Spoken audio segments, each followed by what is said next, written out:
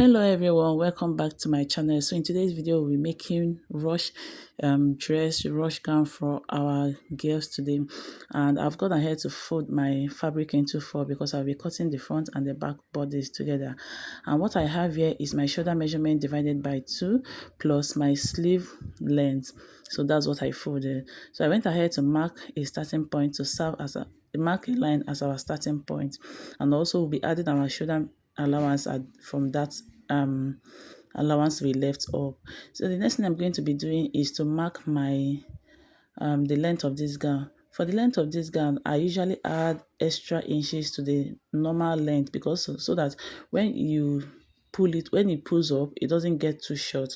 I hope you understand this. So I'll go ahead and mark the length of this gown plus my stitching allowance. I usually add 1 inch, but you can add more than 1 inch if you want. That's my preference.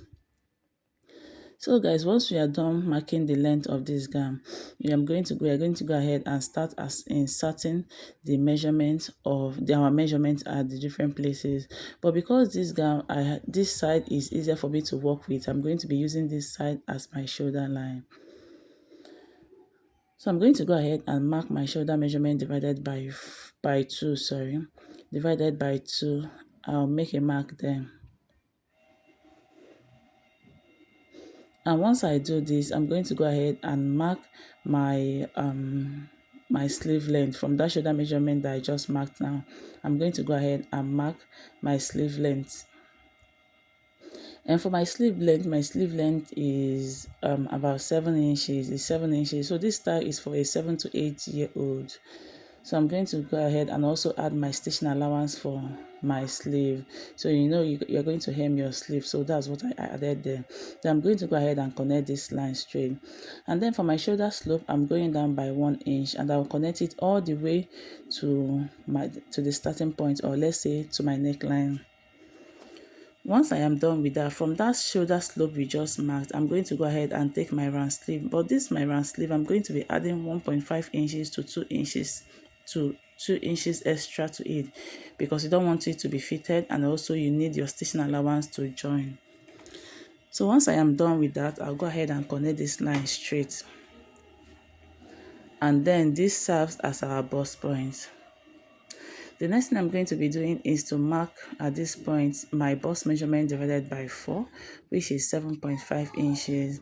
And then I'm adding 2 inches to it. This 2 inches is for my stitching allowance, and also an allowance for ease. So I'll mark it straight, and then I'll bring in my armhole, and I'll go ahead and connect and curve in my armhole. So I'm just trying to show you guys what I did. I felt my hand was blocking it. So once I connect my armhole, I'm going to go ahead and connect this line all the way straight to the hem.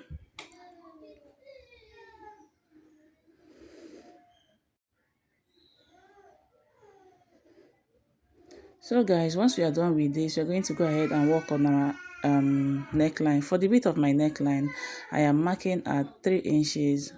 And then for the depth of it, so this is for the back neck, and then for the neck depth, I went down by 1 inch, and I'll go ahead and connect this neckline. Then for our front neckline, I am going down by 6 inches, and then I'll go ahead and connect this with a slanted line from the neck width that we marked earlier. And that's basically all for the marking of this gown. So I'm going to go the neckline, the back neckline first before cutting the front neckline. I am also adding ½ inch stitching allowance at the shoulder line, and I'll go ahead and cut this out. If you haven't subscribed up to this moment, please do where to hit on the subscribe button, join the family. And to my old subscribers, you guys are the OGs. Thank you so much for all your support. I really appreciate it. And once we are done cutting the back neckline, I'm going to go ahead and separate the fabric and then cut out the front neckline. So we are going to go ahead and cut out our facing, which I folded a fabric into 2, and then I'll bring in my back bodies. I'll place it at the fabric that I just folded, and I'll make sure that the 2 center line, the center back and the center of the fabric matches each other. So I'll just use my pin to hold this down. Once I am done with that, I'll go ahead and trace out, or let's say cut out the neckline, and also the shoulder side of it. And then I'll go ahead and mark 3 inches all around, and I'll cut it out. So the same thing I did for this back, I'm going to repeat the same thing for the front bodies. Once I am done with this, I'll open up my my back bodies, and I'll place this facing at the front side of this gown. I'll stitch it down by half of an inch, and I'll bring in my front bodies as well. Just the same process I did for the back bodies, I'll also do it for the front bodies. I'll open up my fabric at the front side, and then I'm going to go ahead and place my facing.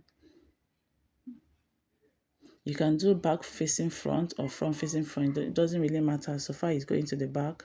And then I'll go ahead and pin this down. I'll stitch by half of an inch all the way to the end. So guys, this is what you have afterwards. You're going to go ahead and serge your facing, then use your hemming gum to hold it down. But before we do that, you're going to go ahead and measure what you're going to be attaching to this front to for that rush effect. So from about 1.5 inches away from the neckline, I measure to 2 inches away from my hem. Then for the width of this, I have 4 inches. So I'm going to go ahead and fold ends the two ends. I'll stitch it down. So guys, this is what we have for the neckline at this point. So I'm going to go ahead and make notches around it, and then turn it to the right side. I'll go ahead and use my pin to hold it down, because at this point we've not hem it, and we've not used our hemming gum to hold it down, or we've not serged it or use our hemming gum to hold it down. I'll repeat the same process for the front.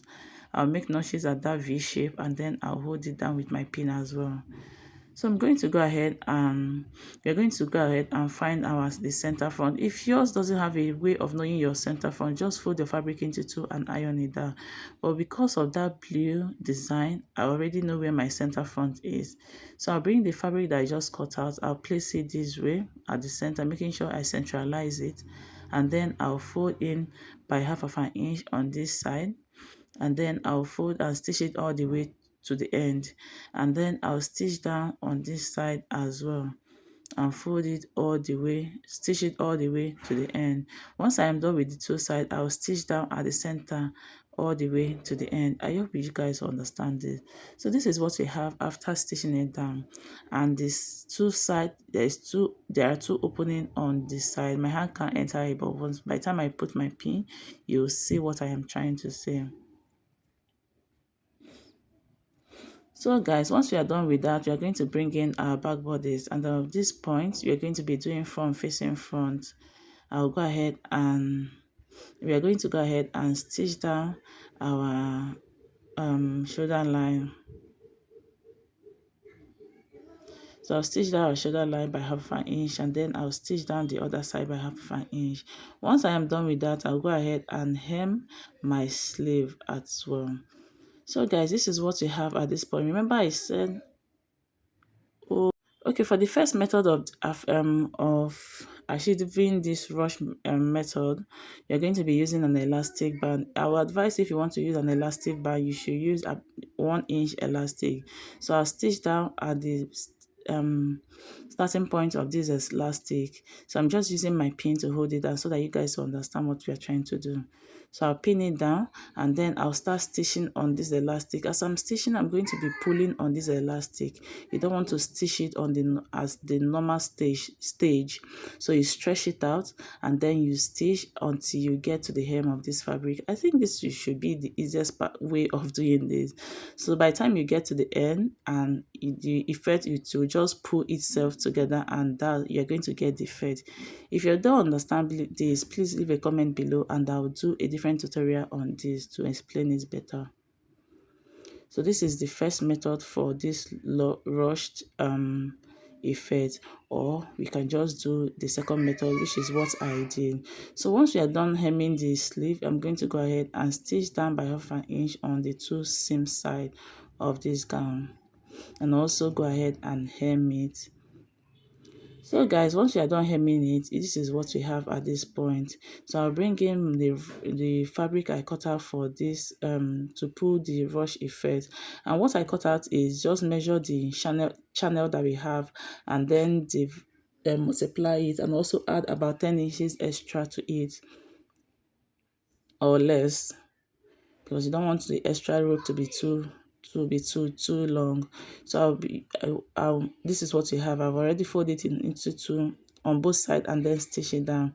So I'll attach my pin, my safety pin, and then from the hem I'm going to go ahead and pass this rope from one of the channels that we created. I'll pass it. Once I get out from the neckline side, I'll enter the other channel and then pass it all the way to where we started. That's from the other channel. And this is what we have. So the next thing you're going to do is, once you pull it, you're going to have your effect, and that's it for this that's basically it. So I'm going to go ahead and put this on the mannequin so that you understand what the channel is going, what is going on here. And my mannequin is small for the gown, so that's why it looks so big, and the neckline is looking so big. So once you put the child puts it on, you're going to go ahead and pull on that rope that we attached, and that's it for this style. And I hope you enjoyed this video. Don't forget to give me a thumbs up, subscribe to my channel if you haven't subscribed already, share my videos to family and friends, and show me all the love, because me too, I show you all the love. Don't mind me, and I'll see you in my next video. Thanks so much for watching. Bye.